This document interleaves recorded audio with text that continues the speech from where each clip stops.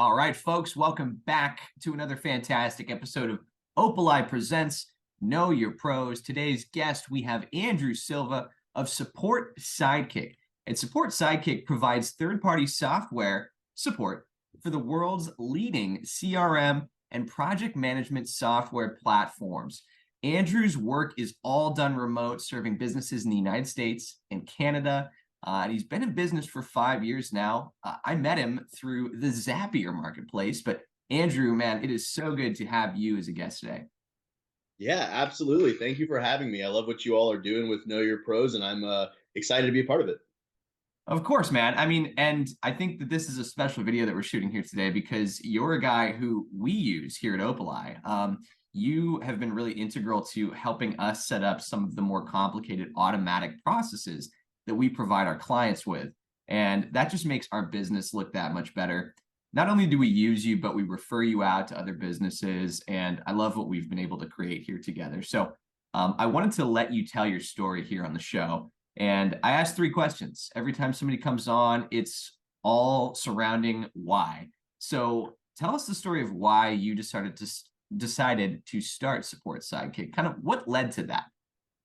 Yeah, no, absolutely. So I guess it's kind of a twofold answer. The the first thing is that my grandfather was an entrepreneur. He had a construction company, and I grew up around that culture. And ever since and he was also like, my idol pretty much when I was young. And so I always knew since the very beginning that I wanted to be an entrepreneur. Like I never had a lot of people like they don't know what they want to be when they grow up, but I never had a question about it. And so I had that part figured out, and that was when I was like 5 years old, right? But now I got to figure out, okay, now what am I going to do? Where do I fit in this world in terms of what value can I provide people to make a business and to become an entrepreneur?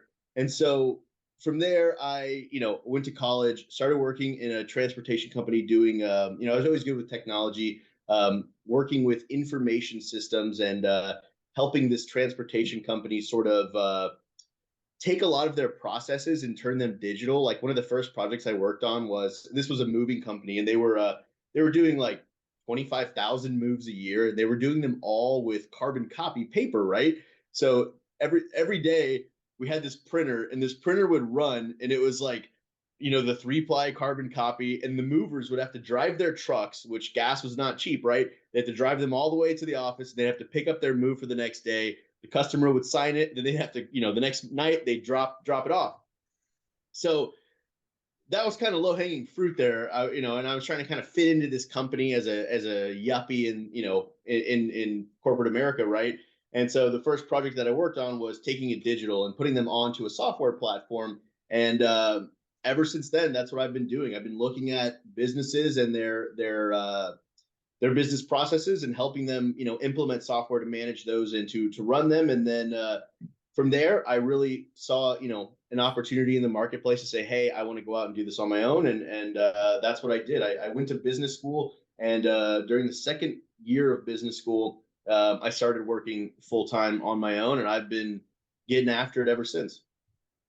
Dude, and I love what you mentioned there with improving business processes, because what you were talking about just now with that moving company and how they're doing things on carbon copies, I can't tell you how many businesses I talk to out there who still do things by pen and paper. Folks who are just like resisting with every ounce of their being to go into the future and create better, more streamlined processes to save themselves some money and spend that money in other spaces that can help them grow. And it's a no-brainer to work with a guy like you if you're somebody like me, but to the mass of business owners out there who just don't have that mindset just yet, it's costing them money at the end of the day. And so I think it's unique running into you. I did it through a marketplace. So I wanted to kind of ask you to why this specific industry, apart from improving processes, what was it that kind of brought you and saw the need to fill there? So, well, when I did that first project, that information systems project, I kind of fell in love with the technology side of things and software. and not just sort of like custom software, but also all the amazing software tools that were being built in Silicon Valley and how we could apply them, all over, to companies all over.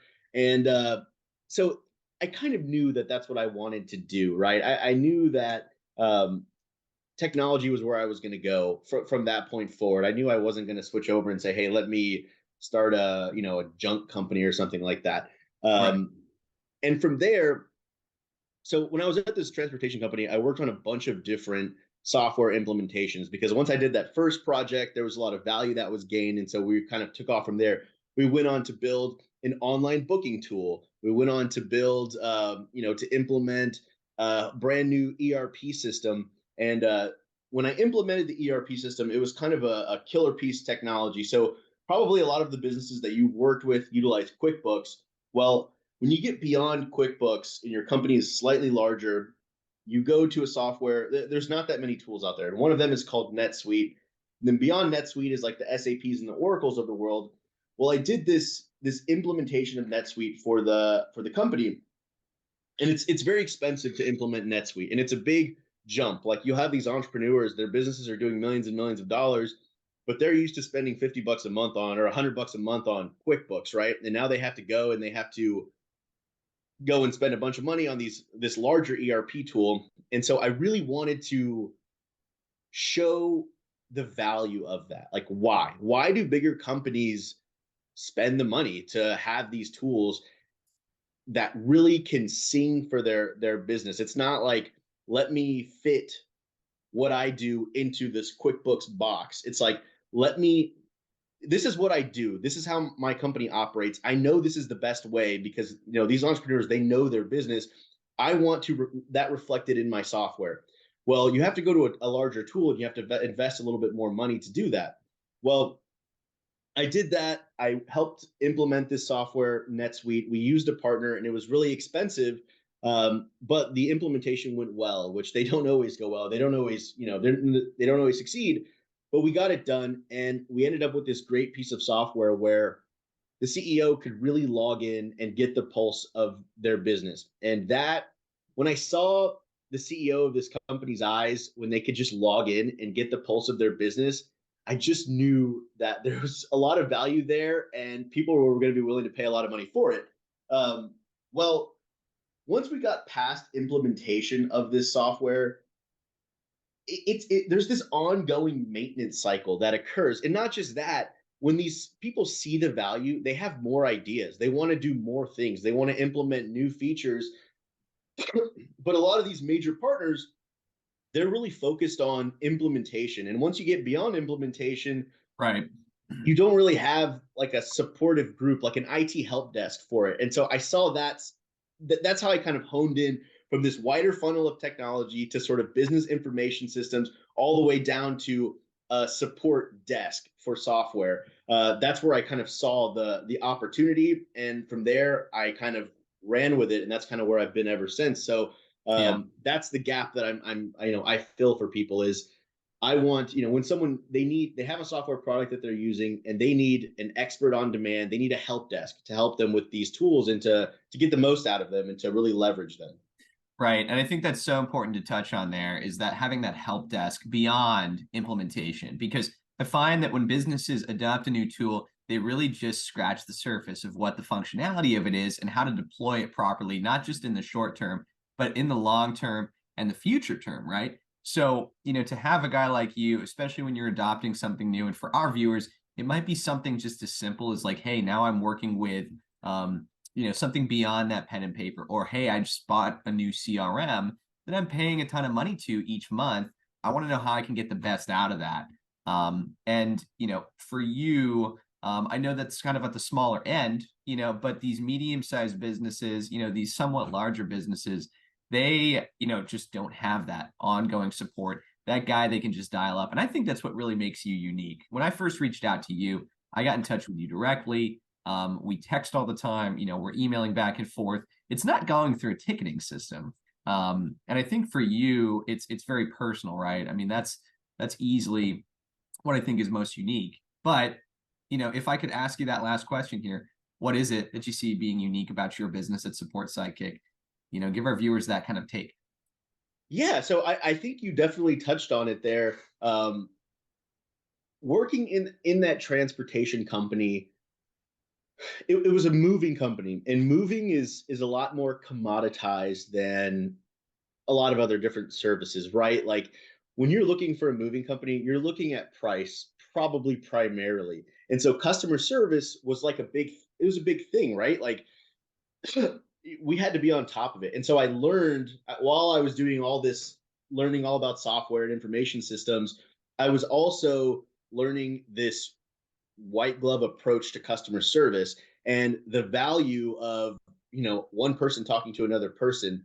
And I feel like between then and now, we've gone through this weird sort of thing where like people really started to value things like automation and like chat bots and like automated phone services where like, or like automated emails.